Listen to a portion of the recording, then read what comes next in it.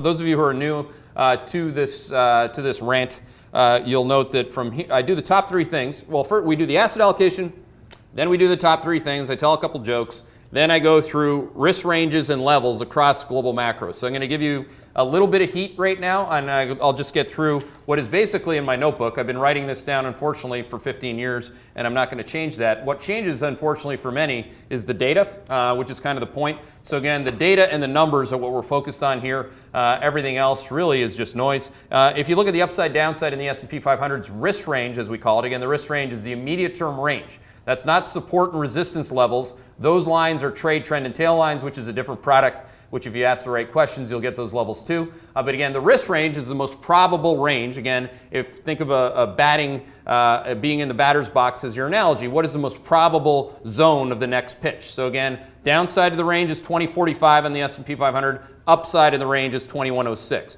2106 is a lower high versus the all-time bubble high, which we called in July of this year. So again, that's confirming a lot of what we think. And no, there's no reason why the S&P 500 can't go back to 2106, and there's no reason why it can't go back to 2045 either. So again, risk manage the range. Sell at the top end of the range, buy and cover at the low end of the range. Rinse and repeat. I think you're going to have a very Merry Christmas or a happy holiday season or whatever you want to have in the meantime if you keep doing that. You'll have a very un-Merry Christmas or unhappy holiday season if you sell low and buy high. Now, that's only in this world is that considered contrarian, but since there are so many people chasing charts still to this day, that is still considered a contrarian viewpoint from Hedgeye Risk Management. Again, buy low, sell high, and like it. Volatility. So again, when we look at the model, it's price, volume, volatility. It's not just staring at a moving monkey or one factor model, which is basically called price. We look at price, volume, volatility. That's why I showed you yesterday on the down move in a price, when volume goes up, that's bad, especially when volatility is trending upward. So again, review. Price goes down, volume goes up, and volatility goes up on a trending basis. Bad. When price goes up and volume goes up and volatility goes down, that's good. Okay, so that's what we're looking for. We're not looking for an ideology. I'm not looking for climate change. I am looking for price, volume, volatility as a quantitative signal to confirm or deny our research view. We have a research view and we have a quantitative risk management overlay. This is what you should do. There's a book I cited this morning in the early look called Efficiently Inefficient. So again, if it confuses you, read some books. It's not that complicated. Again, we're going to keep beating this into every single day because we beat it into each other. It's not easy. Again, it's a process, and we evolve with markets and with modern tools. These are important things to use as you measure the rates of change of price, volume, and volatility. On volatility, VIX risk range is currently 14.11 is support and 19.46 is resistance. So again, that's the probable range. We've had a very, it's actually been pretty predictable now since July that 14 is the landing zone for volatility, and then you rip them from there. Don't forget that volatility from the end of July to the peak in August, September went from 14 to 40. Please don't be on the wrong side of that when that happens again. It could easily happen in the next 3 to 6 weeks. It could happen in the next 3 to 6 days for that matter, and neither of us know when that's going to happen. Volume, I already talked about that. Sector studies. Underneath the hood here, there is a significant amount of deterioration, but again, what we want you to be in as opposed to picking sectors right now, I think it's easier to pick style factors. So again, I want you to be in big cap, liquidity, think McDonald's or General Mills, some of our best ideas. That's in our Investing Ideas product. So do you think the S&P will fall 20% plus in 2016? I don't know. I mean, maybe 40, 60, 80%. Who knows? I mean, 20% falling in 2016. Why do we have to go there? Well, let's take how Hedgeye measures it. And again, when people try to make calls on 2016, that's the sexy thing. Let's make the call on 2016. I'm not sexy. Look at me. I'm getting fatter every week, particularly in these current weeks. The reality is that we look at peak to trough declines. They're called drawdowns. If you have ever run money, this is how you look at money. You don't say, well, look at my returns on a 20% move in 2016. That doesn't actually mean anything. Draw a line, take a piece of paper, pin it somewhere that isn't in your shower so it stays dry, and stick it up there and say 2130 on the S&P 500. That was in July of 2015. Take another one, 1295 on the Russell 2000. Those are the all-time bubble highs. From those points, the S&P 500 is currently like 2.5% below the all-time bubble high. The Russell's like down 8%. We're just going to keep marking time. It could be down 20, 30, 80% from the all-time bubble high before this is done. I have no idea and no business giving you a target on that.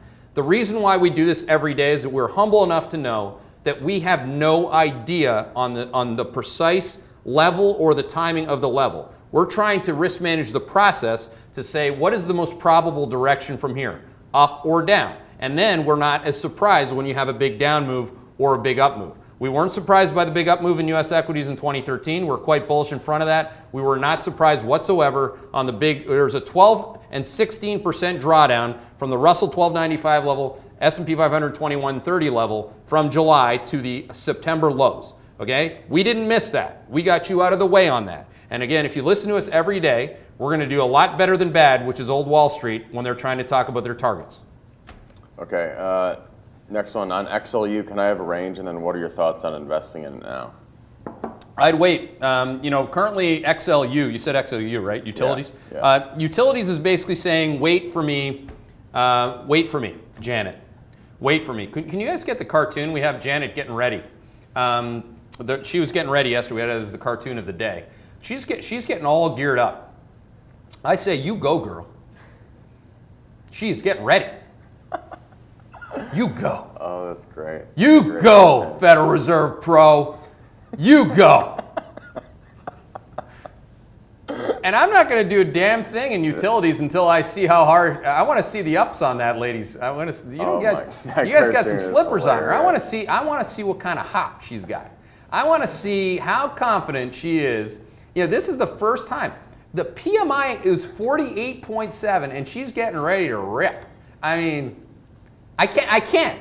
I know that the playbook says buy REITs, buy utilities, buy long bond from an intermediate term perspective. But in the immediate term, how could you not laugh at what's going on between now and December the 16th, which is the Federal Reserve's liftoff date? I mean, it can only happen in this modern day and age. I think, again, the Federal Reserve is most likely going to raise rates in the face of the ECB easing. An ECB easing in dollar terms is a tightening. So again, this is not that complicated. A lot of people were positioned offside yesterday. We were not. And again, coming into today, you get to reset. So again, you buy dollars. You probably buy bonds. I want to make sure I get the right signal. Again, I'm picky on price. The 10-year bond yield could go to 238 today. I mean, it's at, I think, 233, 235. And be happy to buy bonds there. That's because, again, the Federal Reserve is going to raise interest rates, and if they don't, they'll shock the market anyway. I don't know if you see a live quote here, Ben, on the Fed Fund futures, but that's what I mean by that. I mean, they have to raise interest rates because they've told everyone they're going to. They are not data dependent. I mean, they were looking for an obfuscated number, which Christian Drake just pointed out. I mean, it's a late cycle and slowing number, and it's going to continue to slow.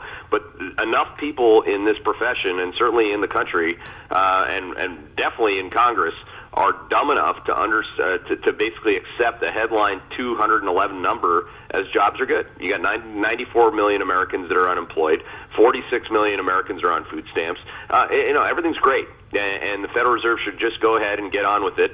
And let's see what happens. We've said this multiple times. We're positioned for it. I feel bad for a lot of people who aren't.